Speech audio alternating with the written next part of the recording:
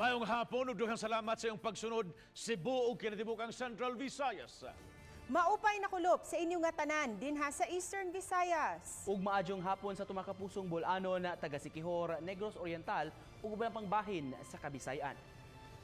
Gipasalig sa Association of Barangay Council sa Mandawi City nga anda mamutuman ang kabarangayan sa deadline nga gihatag kanila aron pagsumiter sa watch list sa mga nalambigit sa illegal nga drugas.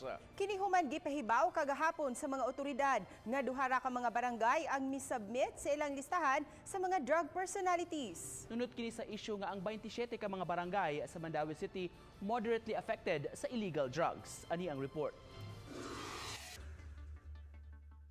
Sa coordination meeting kagahapon sa buntag sa Mandawi City Police Office, gihisgutan ang isyu sa drogas sa kabarangayan. Subay kini sa gitinguha nga pagpatuma na sa drug clearing.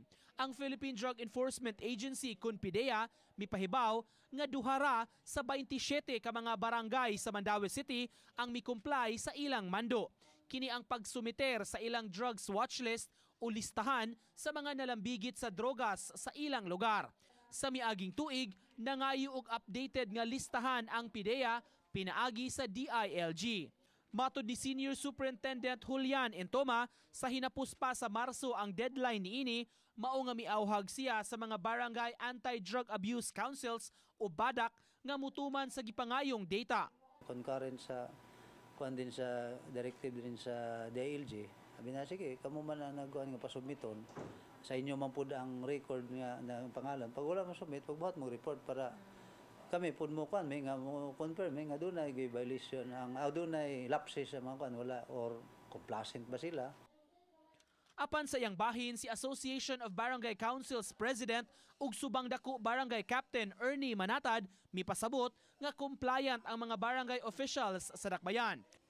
Matud pa, wala pa man gyud ang deadline nga gihatag sa PDEA nga matuman ra sa kabarangayan. Ang uban nga mga BADACs sa hinapos pa sa buwan mag-meeting. Regular man ang pangayo nila. Regular man may mag-submit dito. Regular. Oh, this is not the first time nga mag-submit ta or dugay nang wata mag-submit. Every month nag-update that submittal that after magud na sa BADAC meeting, and we have several different schedule of meetings sa BADAC. Pasabot sa ABC, aktibo sa kampanya sa gidiling drogas ang kabarangayan sa Mandawi.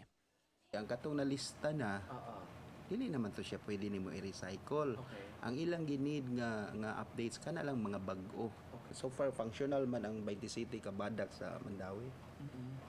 Been updated man ta permis sa atong records. Uban ni Clans Gabutin, Nico Sireno, Balitang Bisdak.